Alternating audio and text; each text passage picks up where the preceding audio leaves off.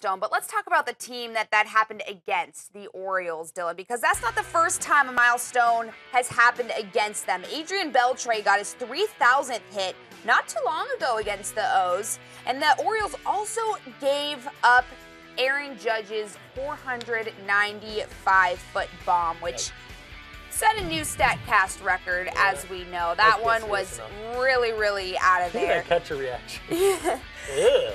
Dylan, is it a strange coincidence that the Orioles keep ending on the wrong side of history? Or if you have a milestone coming up, are you like, oh, please give me the O's, please?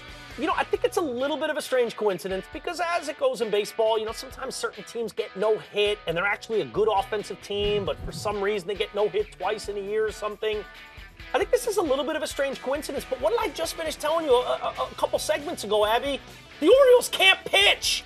So the fact that Adrian Beltre gets up there, gets a knock for his 3,000th. The fact that Trout has a big game today, gets a knock for his 1,000th. Then later in the game hits his 23rd home run of the year on his 26th birthday. The fact that Aaron Judge hit one to the moon and back, it's a little bit of a strange coincidence, but it has a little bit to do with the fact that the Orioles suck at pitching. And I think that's something that is the big bugaboo for this Baltimore team. It always has been. For the last stretch of time, the last handful of years, this has been a very special offensive team. They've then added a really good bullpen.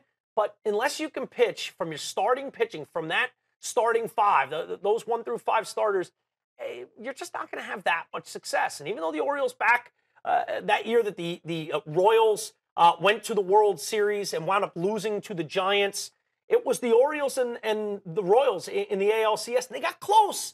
They didn't quite have the pitching. Ever since then, they've not really added and put an emphasis on pitching and prioritized starting pitching. And for me, as a fan of a team in the AL East, as a Yankee fan, I've always scratched my head saying, how do you not go out and make this the big priority of your offseason or deadline to add starting pitching? The fact that they can't, maybe has a little something to do with the fact that all these guys are hitting their milestones against Baltimore.